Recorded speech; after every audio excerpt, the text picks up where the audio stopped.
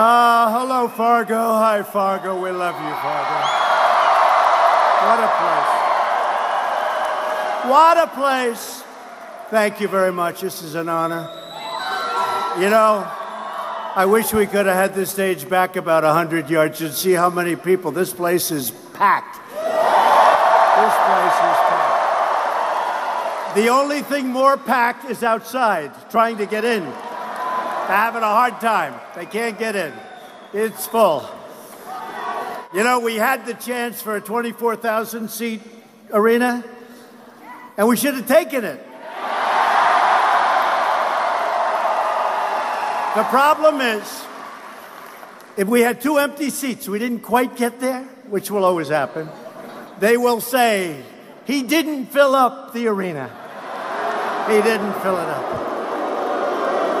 Right? That's what they'll say. He didn't fill that arena up. 24,000 seats. Now, we would have filled it up very easily in retrospect, but that's okay. Thank you very much.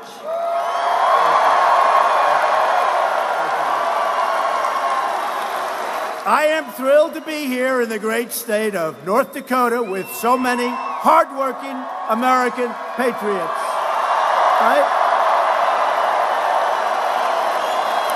And I want to congratulate, right? We want to do this. You know what I'm going to say? I want to congratulate the North Dakota State Bison.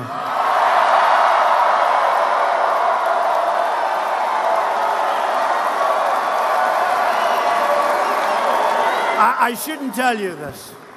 I shouldn't tell you this, but when I was coming out, they were talking about bison. I said, I thought it was an S. They said it is, but it's pronounced bison. So we didn't want to get that wrong, right? But that is some great national championship team. That's a great group of winners. The winners. We're honored to be joined by many of your wonderful North Dakota leaders. Your governor and a great guy, Doug Burgum, and his wife, First Lady of North Dakota, Catherine Burgum. Where are you, Governor? Where are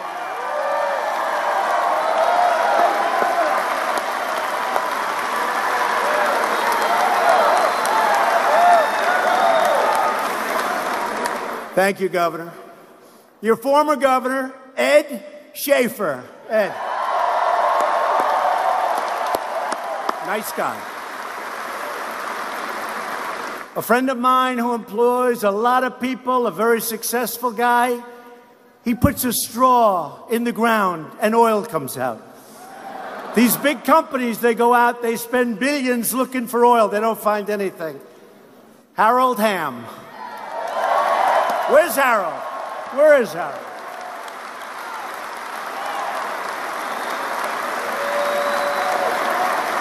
If I ever want to find oil, I'm going to call Harold. Here's a straw, Harold.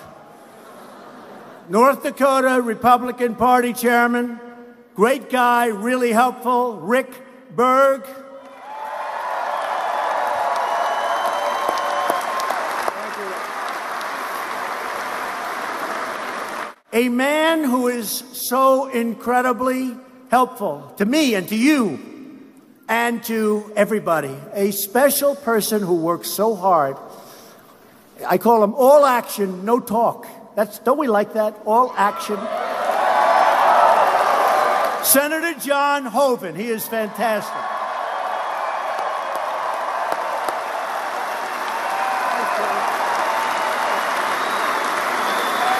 And I also want to thank Kelly Armstrong, who's running for Congress. He's going to win. And Kelly, thank you very much.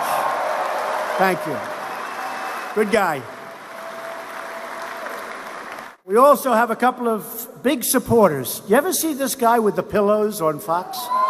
Yeah. My pillow guy, Mike Lindell. Where is Mike?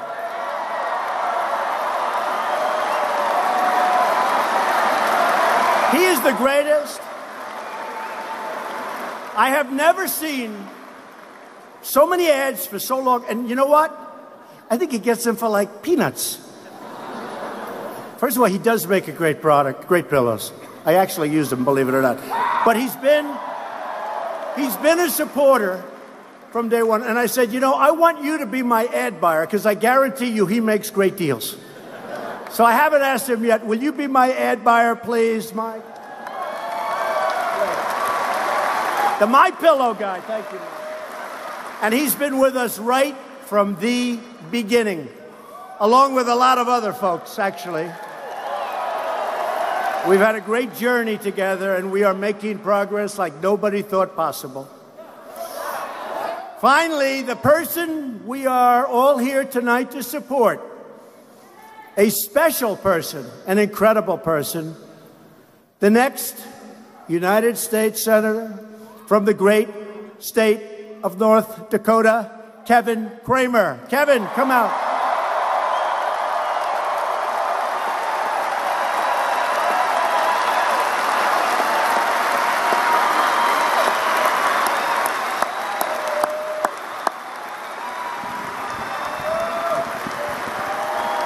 Good guy.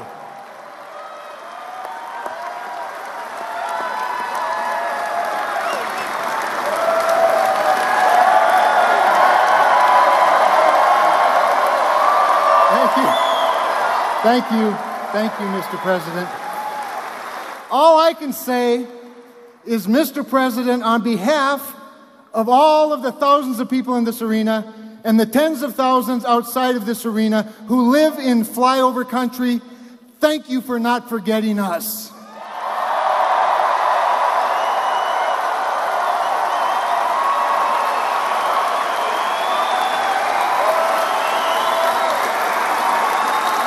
And for all the farmers and the manufacturers and the families and the energy workers, thank you for rolling back all of those regulations so they can not only keep their job, but create more jobs.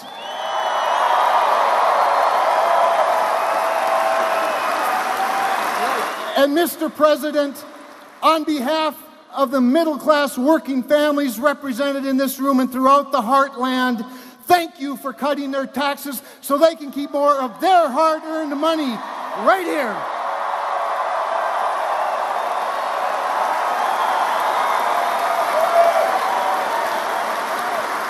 And Mr. President, on behalf of the most vulnerable, forgotten people, the unborn babies, thank you for standing for life. Thank you.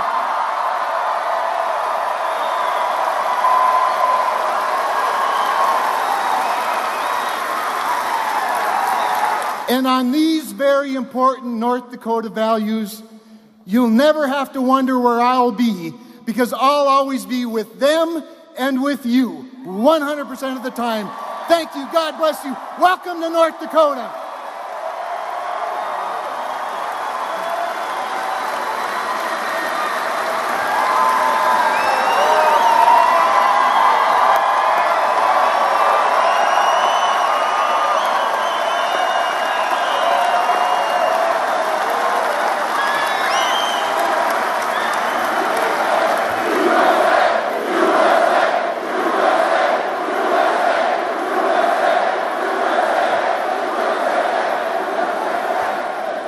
I tell you, that's pretty good.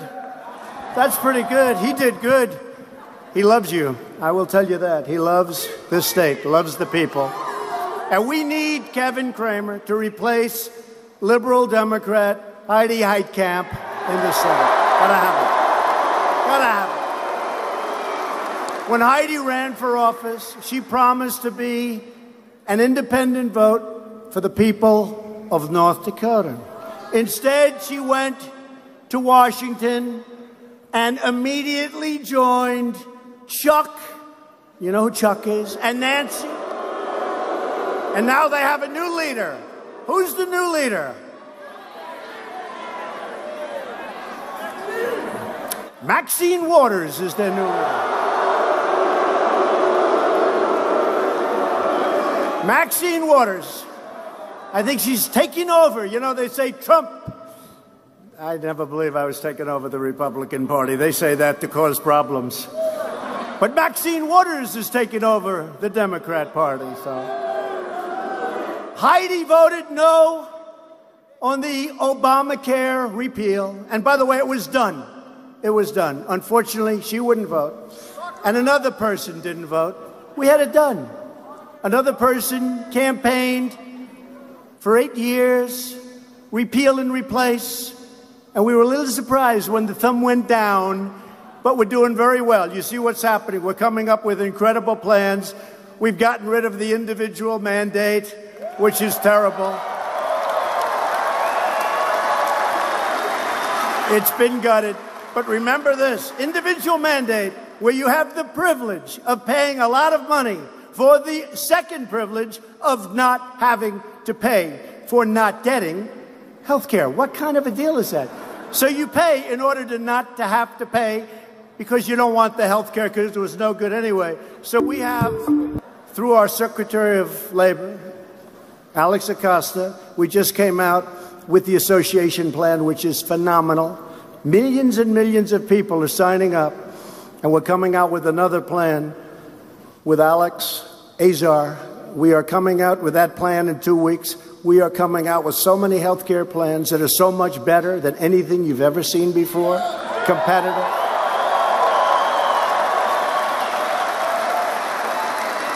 And Obamacare is essentially dead.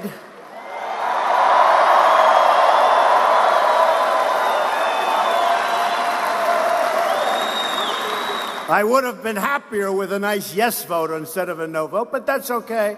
We're doing great. And probably we wouldn't have come up with these 2 other plans, and it's actually 3 now other plans, if we didn't. You know, sometimes you work under pressure and you do better, right? I think most of the people in this room, under pressure, you end up doing better. There are those people. We want to know those people. Heidi voted no on our massive tax cuts for North Dakota families. She voted no. Not one Democrat voted to cut your taxes. And the other day, Nancy Pelosi said, we have to raise your taxes. What's that all about? She wants to raise your taxes. Heidi voted no on legislation to stop late-term abortions. Heidi voted in favor of the deadly, very, very dangerous, horrible sanctuary cities.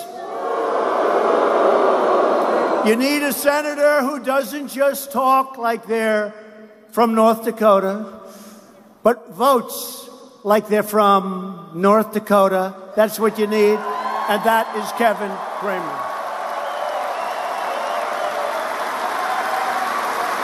So a vote for any Democrat in November is a vote for Schumer, Pelosi, and Maxine.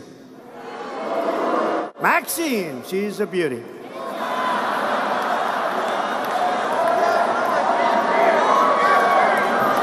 I mean, she practically was telling people the other day to assault. Can you imagine if I said the thing she said? We demand that he immediately drop out of the race. Can you imagine, seriously, if I said that or somebody else said that? Horrible what she said. Now they want to censure her. Let's see where that goes, folks. Her own party was talking about censure. Let's see where that goes. Heidi was also against us from the very beginning of the travel ban, a common sense policy to improve our vetting and our national security. And I'm proud to report that just yesterday, the Supreme Court upheld the travel ban and our authority to keep America safe.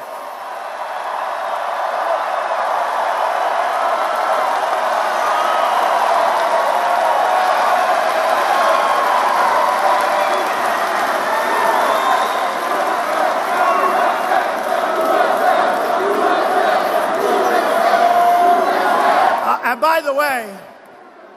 by the way, a lot of media back here.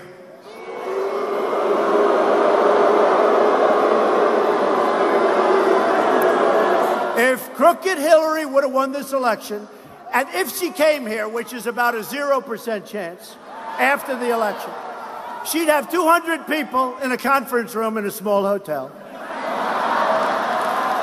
You know the saddest thing? we're making them rich. They never had ratings like this.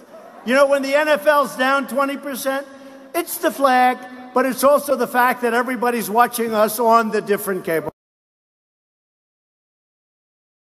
networks. Because frankly, they find this more exciting than the NFL and a hell of a lot more dangerous, right? And is there any better place to be on a nice, beautiful evening in North Dakota than at a Trump rally, right? We're having a good time.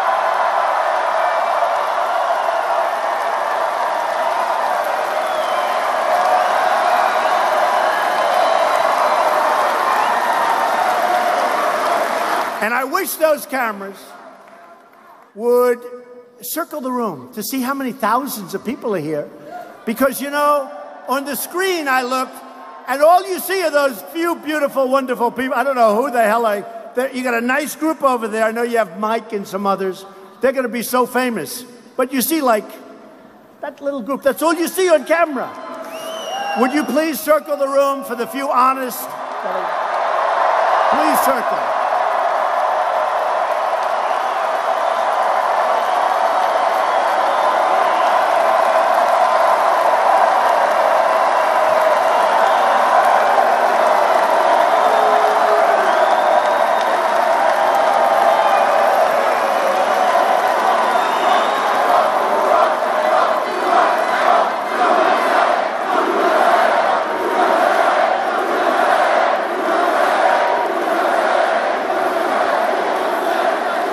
No, I just looked at the screen, and I said to my people, how many people are here? They said 6,000 in the arena, but we're going to have to, unfortunately, walk 15 or 18,000 people that couldn't get in. I said, you got to be kidding, because on the screen it looks like there's exactly 30 people. What the hell is it? The late, great Cecil B. DeMille would not have set it up this way, I will tell you. The travel ban ruling underscores just how critical it is to confirm judges who will support our Constitution, our great, great Constitution.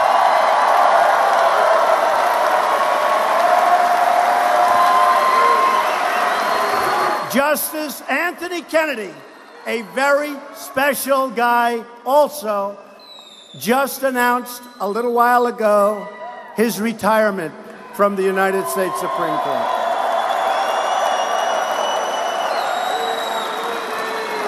Great man.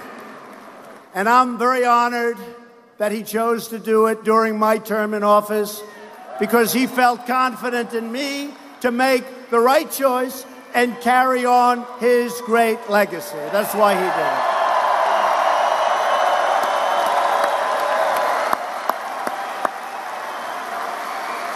And I'd like to take a moment to show our great appreciation for Justice Kennedy's lifetime of distinguished service. Terrific man. Service to our nation and to the cause of liberty. We were thrilled to appoint one of Kennedy's former clerks to the Supreme Court. Did you ever hear of Justice Neil Gorsuch?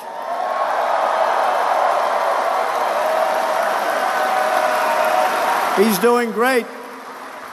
He's a star, and Justice Kennedy is a star, and we appreciate it. We really have to take our hats off to Justice Kennedy. Thank you very much. And remember this, so we have a pick to come up. We have to pick a great one. We have to pick one that's going to be there for 40 years, 45 years. We need intellect. We need so many things to go. You know, there's so many elements go into the making of a great justice of the Supreme Court. You got to hit every one of them. Heidi will vote no to any pick we make for the Supreme Court. She will be told to do so. Now, maybe because of this, she'll be forced to vote yes. Who knows? But I will tell you, she'll vote no the day after the election on everything. Justice Kennedy's retirement makes the issue of Senate control one of the vital issues of our time, the most important thing we can do. Democrats want judges who will rewrite the Constitution any way they want to do it and take away your Second Amendment, erase your borders, throw open the jailhouse doors, and destroy your freedoms. We must elect more Republicans. We have to do that.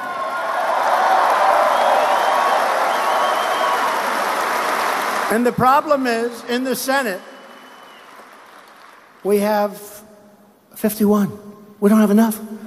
We lose one. If somebody gets a bad cold, let's assume they come in for a cold, but let's assume it's worse than that. It's a very tough situation. We need more Republicans, especially in the Senate. We have to hold the House and maybe even increase it, and I think we'll be able to do it. They keep talking about this blue wave. Their blue wave is really sputtering pretty badly. The red wave is happening. Just look what happened last night.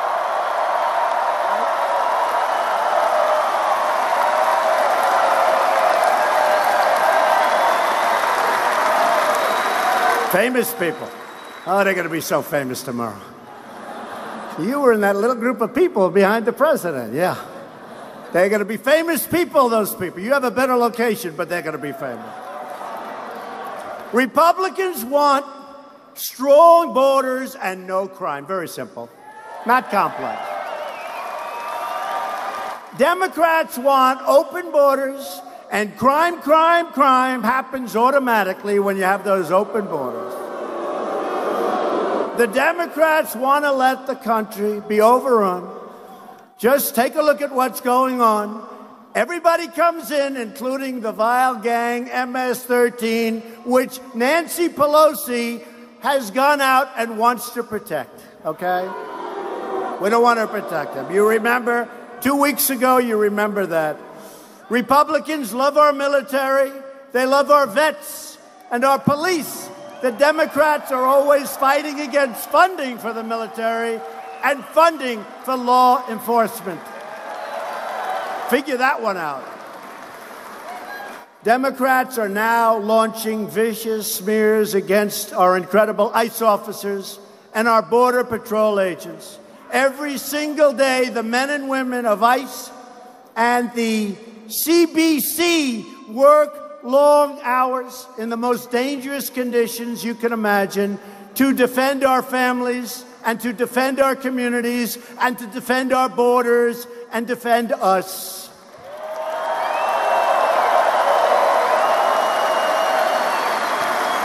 And I'll tell you what, you know, far fewer people are coming through, as much as I complain, coming through our southern border. And now it's getting worse because we have so much opportunity here. We have done so well. And we want people to come into our country, but we want them to come into our country based on merit. Merit. Not picked out of a jar. And we're sending MS-13 out by the thousands. By the thousands. We're liberating towns in Long Island. We are sending MS-13 out. You know, our ICE officers, they're tough. I got to say it, it's not nice, but they're mean. But they have heart. But they go into these towns in Long Island. I grew up in Long Island, right next to Long Island. And these are towns that I know all my life. They're being liberated like a foreign power is taking over the towns. Our ICE goes in there, they grab them by the neck, they throw them in the paddy wagon, we get them the hell out of our country.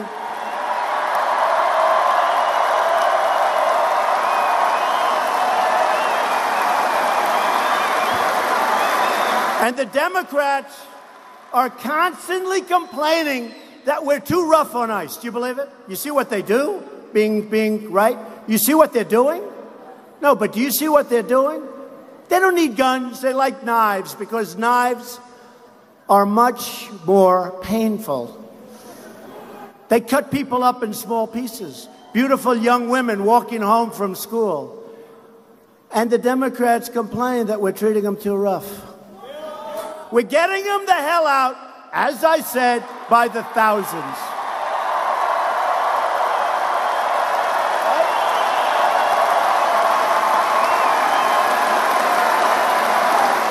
Just days ago, a brave border agent was shot multiple times while protecting our border.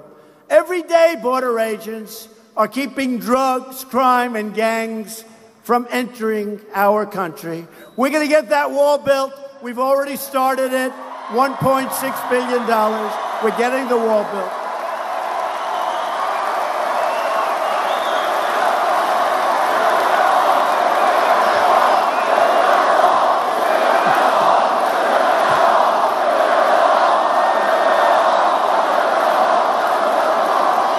It's already begun, and it's beautiful. And I'll tell you what, they may not want to talk about it in California, but those people in San Diego are very happy with Donald Trump. I'm building that wall, and they are so happy. They are so happy. In recent days, we've heard of shameless attacks on these courageous law enforcement officers. Extremist Democrat politicians have called for the complete elimination of ICE. We don't want ICE anymore. You know what would happen to parts of our country? It would be overrun with the worst criminal elements you have ever seen. Left-wing activists are trying to block ICE officers from doing their jobs and publicly posting their home addresses, putting these incredible people and their families in harm's way. These radical Democrat protesters, they really want anarchy, but the only response they will find from our government is very strong law and order. We will not tolerate attacks on our law enforcement. We will protect our law enforcement like they protect us. We will always stand proudly with our brave heroes of ICE, the Border Patrol, the sheriffs, the police, yes, the firemen. The firemen sometimes are under attack, if you can believe it. The firemen, these are great people, and we have their backs. Thanks to Republican leadership, America is winning again, and America is being respected again all over the world. We're respected again.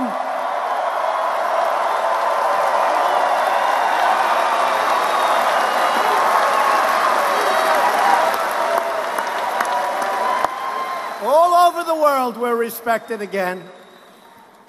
You know, all those red hats and the white hats, make America great again. Right? Make America great again. And that's what we're doing. And what are we gonna say in 2.5 years for the next campaign? It's called Keep America Great! Exclamation point. Exclamation point. Keep America great.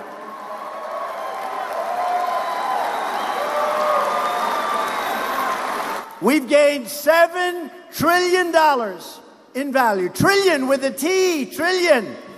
I have wealthy friends like Harold Hamm. They don't even know what a trillion represents. I say, Harold, how many billion are in a trillion? And I'm not sure that Harold could answer that. But I'll tell you what, we've gained tremendous worth, economic worth, and other worth, more important worth. We're respected again. We're putting America first. We're making great trade deals.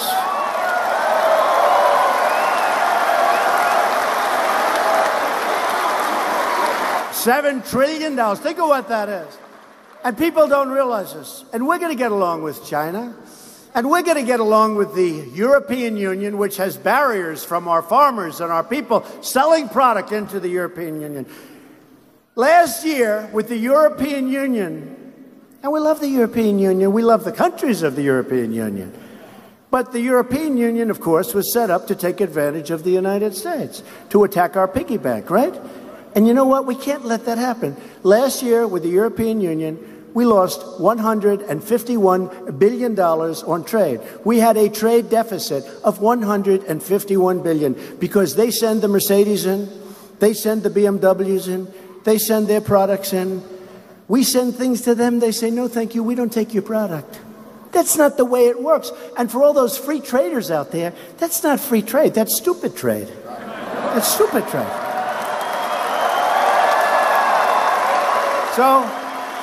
So I said to them, as the great Harold Hamm would say, because to him it's a natural thing. To some of the people in here it's a natural, because I know some of the people, they're great business people. I said to them very simply, look, if you treat us that way, and if you don't take down your barriers, they call them trade, you know what they call them? Non-monetary barriers. They're barriers. Just like charging a big tariff. They charge us many times tariff. If we send them a car, which they don't want, then they practically don't take. But on the assumption it got through, they charge us many, many times what we charge them. And I said, look, if you're not going to treat us fairly, if you're not going to treat our workers, our companies, our farmers fairly, if you're not going to take our farm product like we take your farm product, then we're going to tax all of those beautiful Mercedes-Benzes that are coming in, and we're going to tax BMWs that are coming in.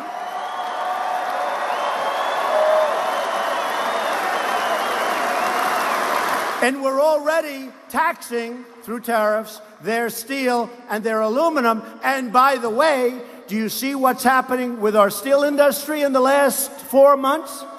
It's booming again, folks. It's booming.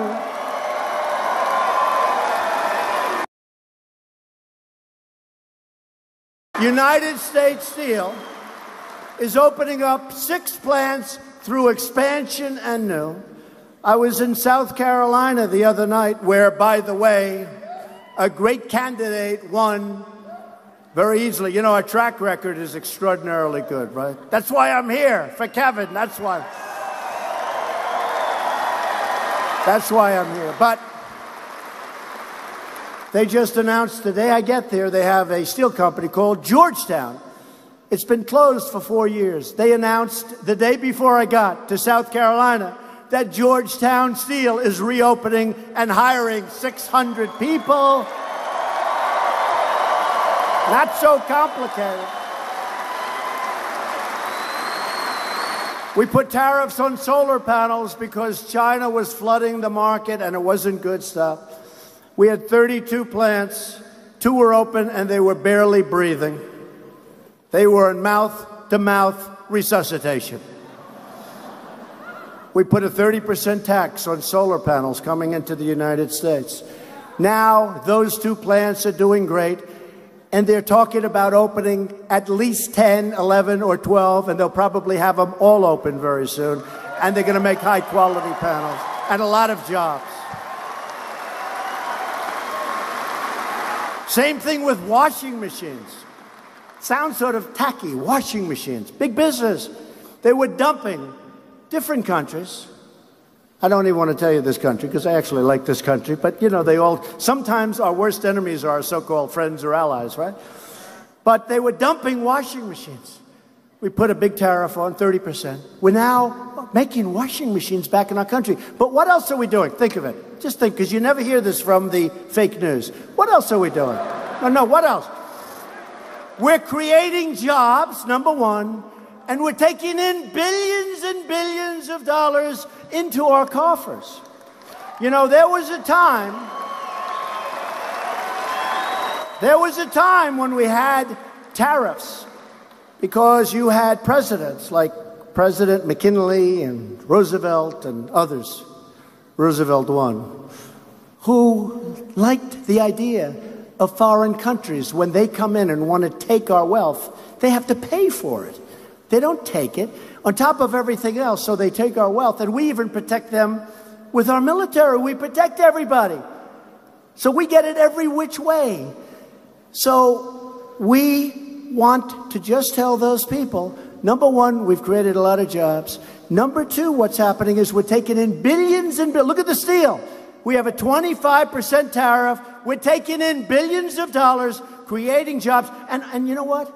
Even if it wasn't perfect, we need a steel industry. We were going to have no steel plants. If something ever happened,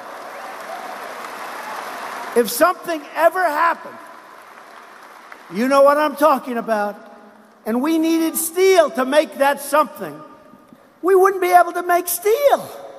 We need, there are some industries, steel and aluminum, we got to have it.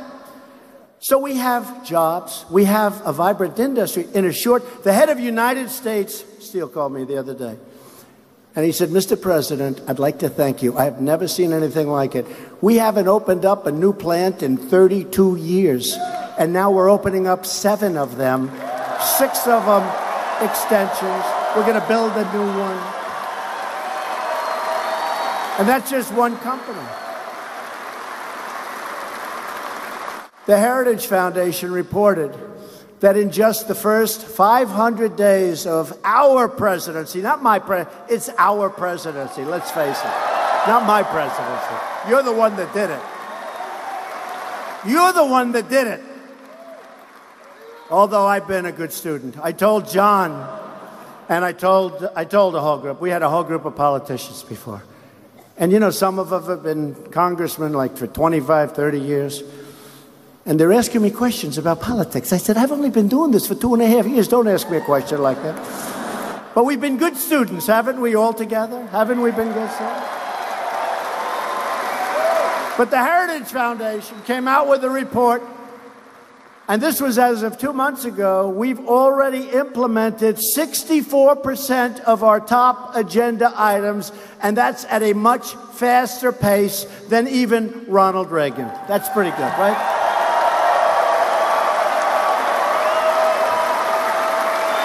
And you don't hear this from the fake news. We've created 3.4 million new jobs since Election Day. 3.4. Unemployment, think of this one.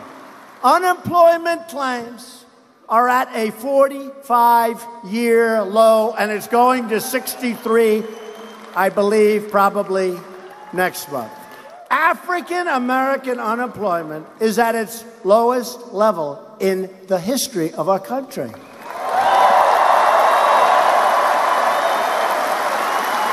Hispanic American unemployment also is at the lowest point in the history of our country.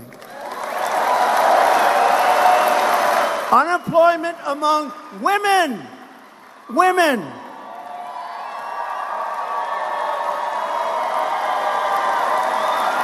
Remember, we were going to do so poorly with women. Look at all the women here tonight. Women for Trump. Women.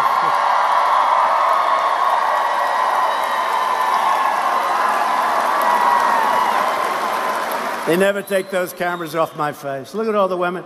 Remember, we were going to do so poorly with women. We did great with the women. I wouldn't be standing here. My wife told me, she said, you're going to do great with the women.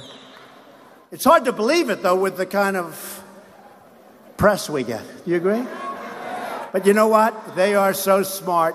And when they hear those numbers, they're happy.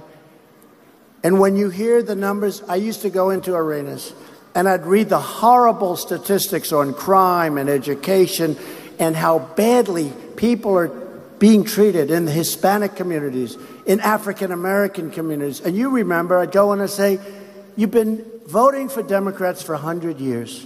You have these horrible, look at my friend right there.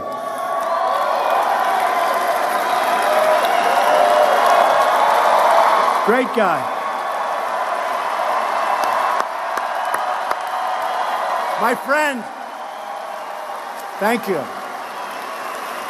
You've had these horrible, horrible statistics for years on crime and the educational abuse and all of the things. And I went in, and I'm reading them point after point, and I'm seeing, and I looked out at the audience. For 100 years, they were with Democrats. The Democrats felt they had automatic votes.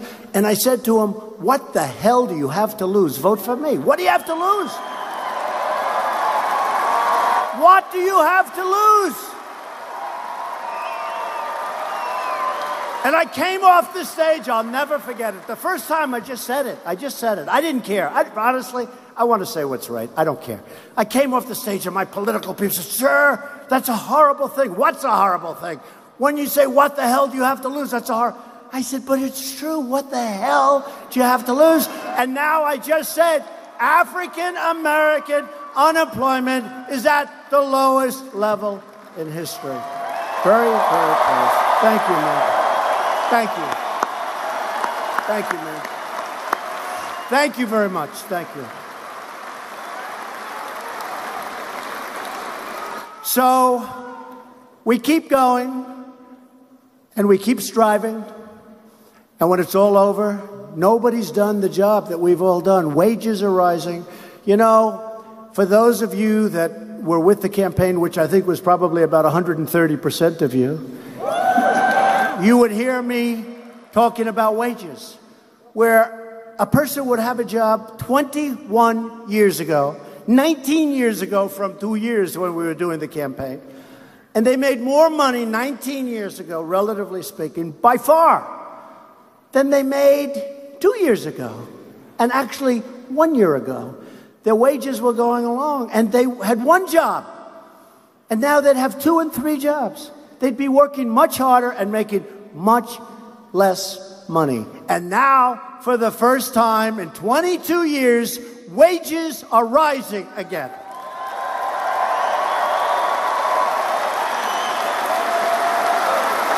And even more importantly than that is you have a choice of jobs. It's like the VA. We approved choice. They've been trying to do it for 45 years. Choice. You have choice in a job. But the vets, and you have great vets in North Dakota. You have vets.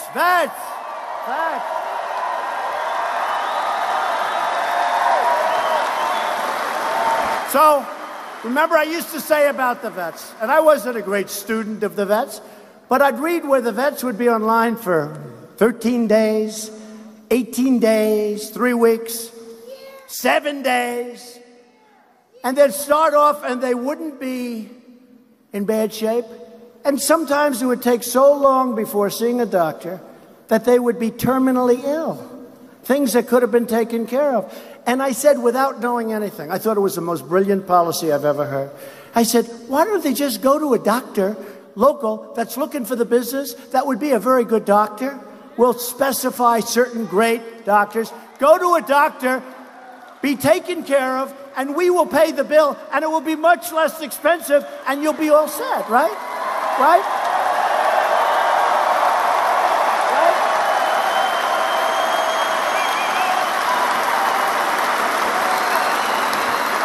And I thought that was so brilliant. I said, oh, I am so smart. I am the smartest person. My uncle was a great professor at MIT for 40 years. Can you believe 40 years? I said, but I'm smarter than him. I'm smarter than anybody. And you know what? I'll tell you. I came in and I said that to a group of people that are professionals and have been working with the vets for a long time.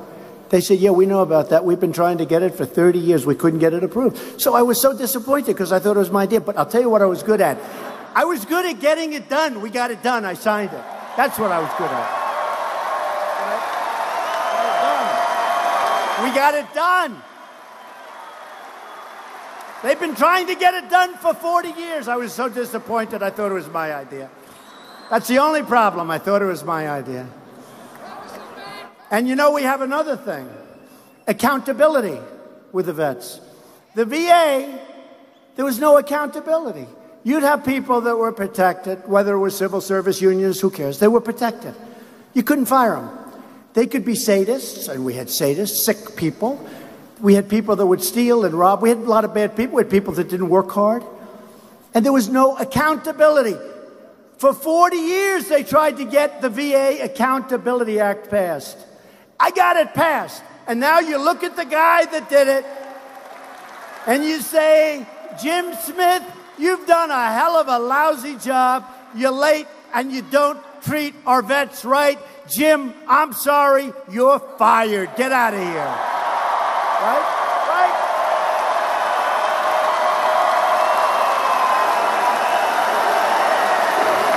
See, you're fired.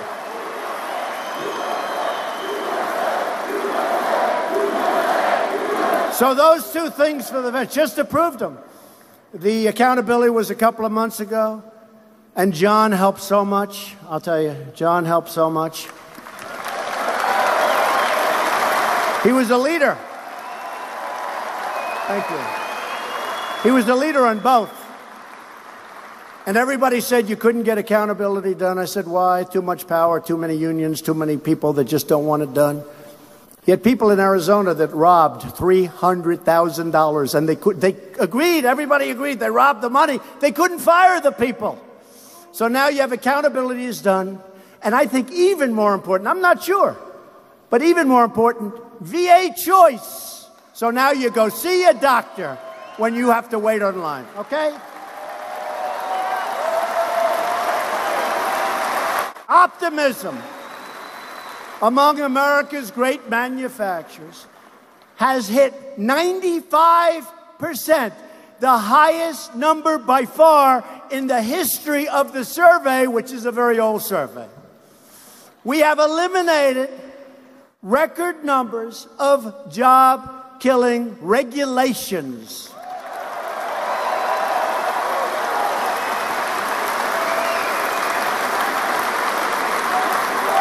I think maybe as important as the tax cuts are the regulations. Our country was choking. And let me tell you, if our opponent, our wonderful opponent, when is she going to get over it? When does she get over it?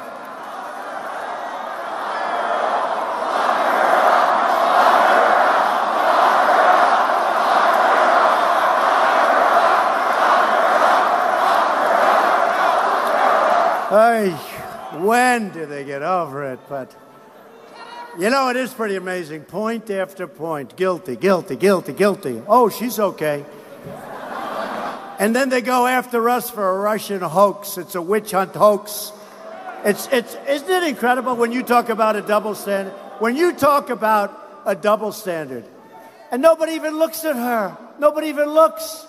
I don't think, unless we're going to be surprised someday. Well, we'll see how that works out. But I'll tell you what's happened is somewhat of a miracle, because we weren't expected to win, but every time I'd go out, we'd have crowds like this. We went to Michigan. We went to Wisconsin. We went to places that haven't been done. I think Wisconsin was 1952, Dwight Eisenhower, and we won Wisconsin.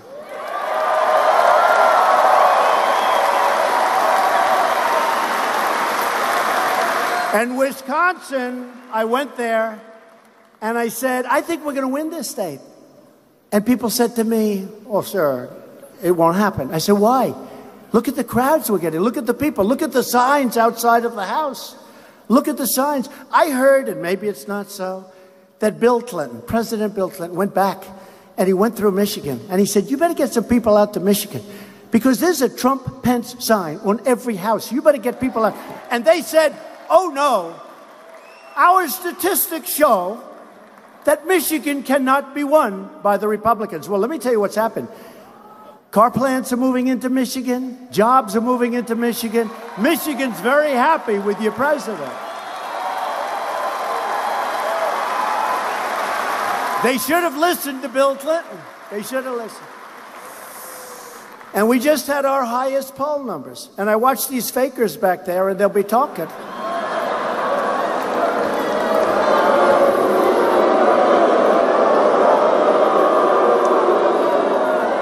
Well, you saw the polls that come out. I don't know if this is true. You know, a year and a half ago, they said I was an interloper. How bad is that? An interloper. And now they say, you will admit, a thing comes out, a big poll and a couple of polls, a number of polls, that he's the most powerful, most popular Republican in the history of the party. And a little while ago, I was an interloper.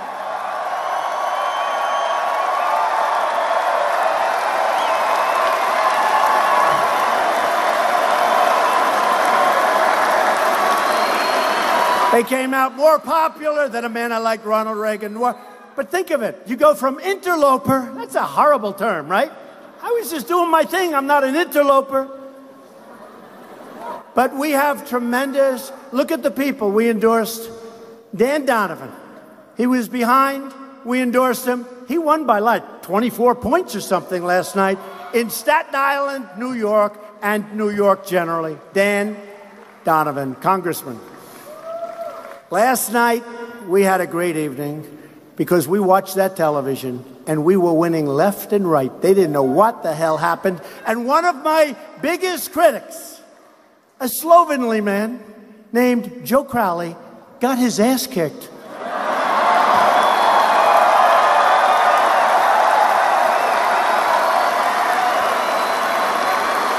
By a young woman who had a lot of energy. She had a lot of energy. I guess he didn't see it. They couldn't find him. He spent a lot of money. He actually had a lot of money left over. Everyone's pouring a fortune because they figure. And he was going to take Nancy Pelosi's place. And I was so disappointed because I want to keep Nancy Pelosi right where she is with Maxine Waters. I want to keep Nancy Pelosi. Please, I want to make a plea to my Democrat friends. Please, please, please don't remove Nancy Pelosi. She should be where she is. And please keep Maxine Waters on the air as your face and your mouthpiece for the Democrat Party. Please.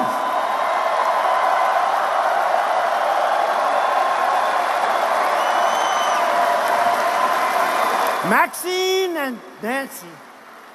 So I was disappointed in a way when he got beaten because he was going to take her place, I think. Now he's just looking at us and saying, darling, what happened? Politics is a mean game, isn't it? It's a fleeting game. 6 months ago, Republicans passed the biggest tax cuts and reform in American history. Our plan doubled the child tax credit. Thank you to Ivanka Trump. She wanted that so badly. She really got to be a pest. Dad, you've got to get child tax credit. I said, darling, nobody knows what it is. She said, the women know, Dad. The women know. My daughter and my wife, Melania, they love the women, and the women love them. The women love them, and the men love them. Child tax credit. People don't talk about it that much. It's very substantial, and you know we got it for you. We slashed taxes for working families, most of them in half, and saved our family farms and our small businesses by eliminating the estate tax in almost all cases. It's known as the death tax. And now, when you leave your small business or your farm, you leave it to your children. Your children don't they don't go to the bank, borrow money, and end up losing the farm or losing the business.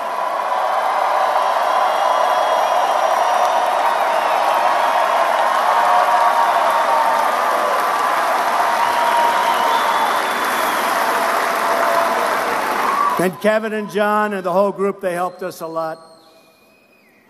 And guess what?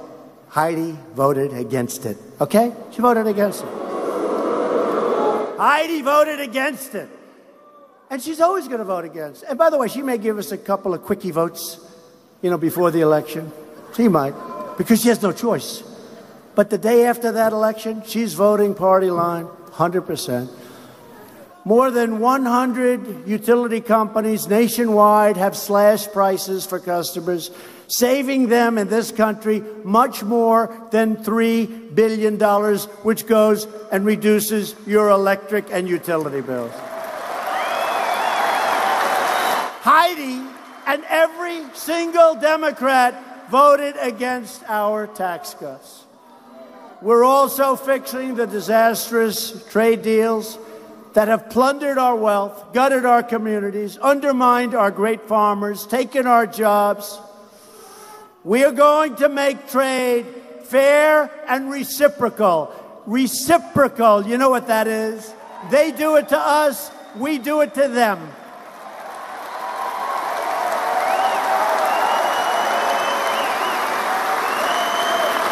And we are placing very big tariffs on some of these countries because they have tariffs on us. It's incredible. I wonder where these people come from, even politicians. So we'll have a country. It doesn't matter. I can almost name any of them. They have massive tariffs on our people, on our workers, on our farmers, on our country, on our companies. So we say we're going to put tariffs on them. And I'll actually have politicians and other people come to me. Oh, please, we want free trade. How is it free trade? I'll give you an example. China, if we make a car and sell it into China, they charge us a 25% tax. That's what it is, 25%. When they make a car and sell it into the United States, and there are a lot of them, we charge them the grand total of 2.5%, and they don't pay that. And then when I want to raise the game and play the game of poker, a game that we can't lose, I'll get even politicians, mostly Democrats, but even a couple of Republicans. They'll say, we want free trade. That's not free trade. That's not fair trade. It is so ridiculous.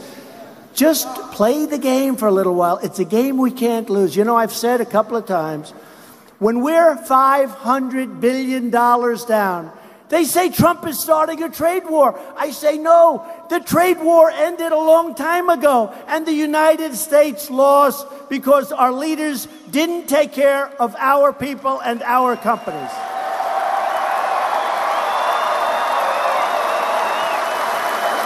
So we're not starting a trade war, but we'll finish it.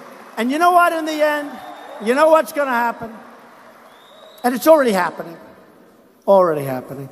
They're going to come to us, and they're going to say, hey, let's work it out. And we're going to work it out. It's very simple. But remember, it's the art of the deal, but anybody can do the deal. There are a lot of people. This one doesn't get much simpler. Remember, it's true. When you're $500 billion down, you can't lose. You already lost. But now we're going to start winning.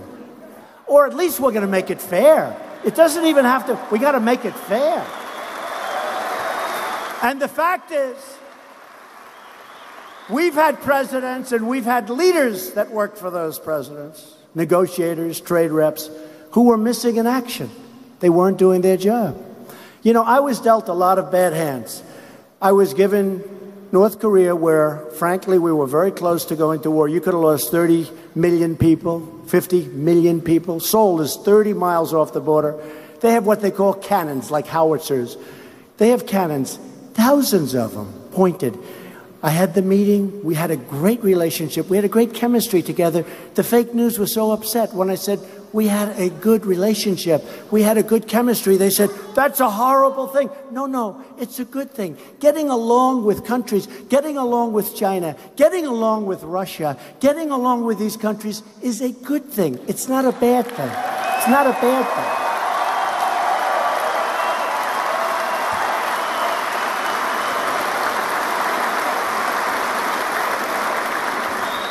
And so we have things cooking now. You're going to be so happy. But when people rush it, you know, it's like rushing the turkey out of the stove. It's not going to be as good. The women can tell me, and some of the men. See, today I have to be politically correct. See, in the old days, I would have never, I just would have said, oh, I don't want it. It's too hokey. But it's true. Some of the men can tell me to. Right? Some of the men. But here's what we do. The more they rush, the worse it's going to be. The longer we take, the better. Your farmers, your people are going to be great. You know, John, I'll tell you, John and Kevin gave me something. They just told me this. Canadian wheat markets consistently discriminate against the United States wheat by grading it as feed. Do you know what that means? They know what it means. I don't know what the hell it means. I just know it's a bad deal. What the hell does that mean? Yeah.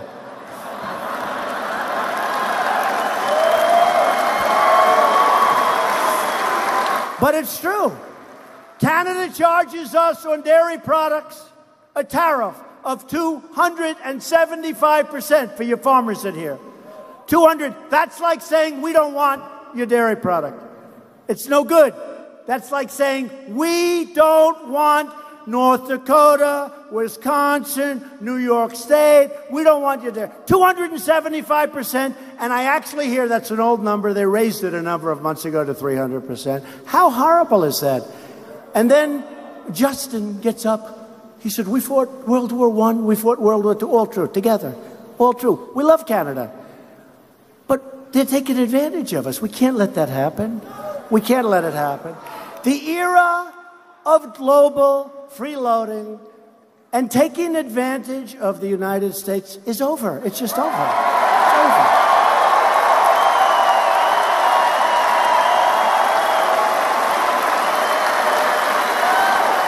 We're also restoring American security by rebuilding our military. We've secured a historic $700 billion. Just got it approved. $700 billion. We're rebuilding our military, and next year, already approved, $716 billion. We're rebuilding our military. It will be bigger and stronger than ever before, and hopefully we will never have to use it, because when it's bigger and stronger, you tend not to have to use it, okay?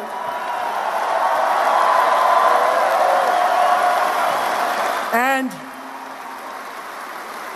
in addition to that, we got $6 billion for drugs and fighting opioid abuse. $6 billion. We believe in peace, but it's got to be peace through strength, not weakness. Peace through strength. And I've directed the Pentagon to begin the process of creating a sixth branch of the United States Armed Forces called the Space Force. The Space Force. Space Force. Because space is the new frontier. And I'm not just talking about going up to the moon and going to Mars. And I want the rich guys. You know, we have rich guys. They love these rockets. I said, lease them the land, charge them a lot. They just want to send rockets. But I look at it with Bezos, with Elon Musk. They all love rockets. I said, that's okay. Let's do it. Let them send a rocket up to Mars. Let's be the first. I hope they go fast. Let's help them. Let's make it really good for them. And if they do it, we're going to claim it on behalf of the United States, okay? We'll give them no credit. Let them spend the money. I think it's great. But I have a lot of military guys, and space from a military standpoint is really the new frontier. So we're going to have a Space Force. Every day we are keeping our promises. But to keep this momentum going, we need Kevin Cramer in the Senate. All of us tonight are united by the same tireless values. We have pride in our history, respect for our great, beautiful, wonderful American flag, right?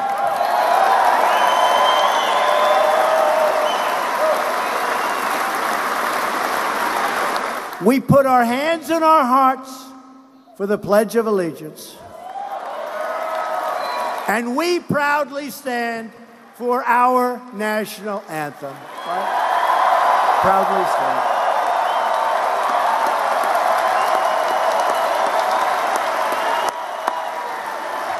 In everything we do, we are standing up for our citizens. We are standing up for America. And we are standing up for North Dakota. Thank you. The forgotten men and women of our country are forgotten no more. No more. They don't know where they all came from. And by the way, our people, they call it the base. They used to say it's 35. Then they said it's 40. Then they said it's 42. Then they have these polls going, we're driving them crazy. Now they say it's over 50%. And then they said, some great people, they said anytime Trump gets a poll, add 12 to it.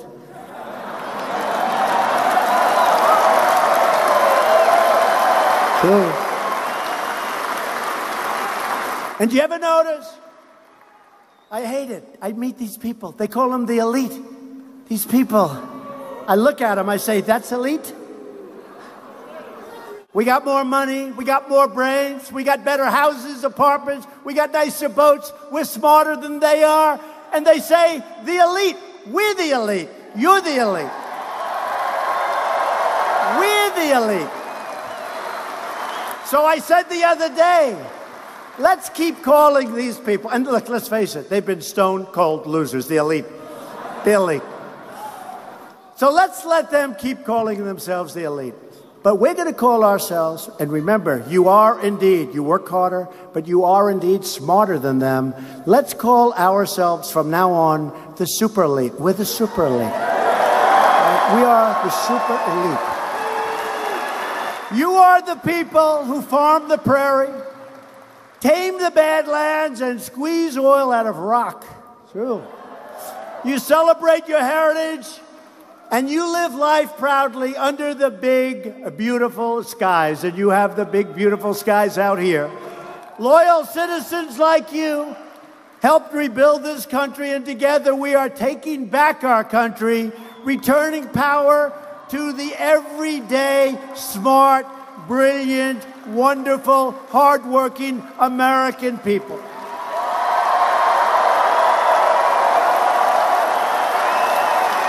We are standing on the shoulders of the American patriots who settled the frontier, scaled the Rockies, and won the American West. These are great, incredible, strong, tough people. This state was forged by pioneer men and women who braved the cold and tamed the wilderness to build a home on the plains and a life for their families, and it's been an incredible life. These North Dakota pioneers were tough as hell, and they were strong, and they were smart. And they all had one thing in common. They loved their families, they loved their countries, and they loved their God.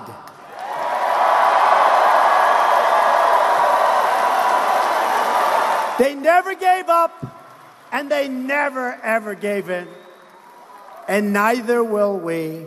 We will never stop fighting for our country, our families, and we will never, ever stop fighting for our freedom. As long as we are proud of who we are and what we are fighting for, we will never, ever fail. With your help, with your voice, with your vote, we will win, win, win.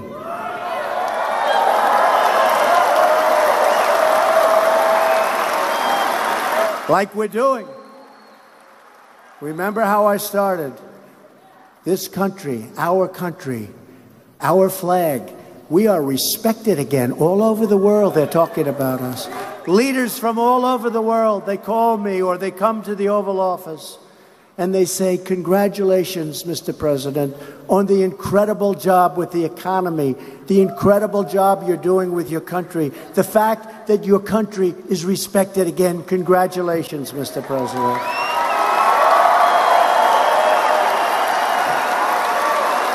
Because we are Americans, and our hearts bleed red, white, and blue. We are one people, one family, and one glorious nation under God. And together, we will make America wealthy again. We will and are making America strong again. We will make America safe again. Look at our military. We will make our great, great America stronger and more powerful than ever before.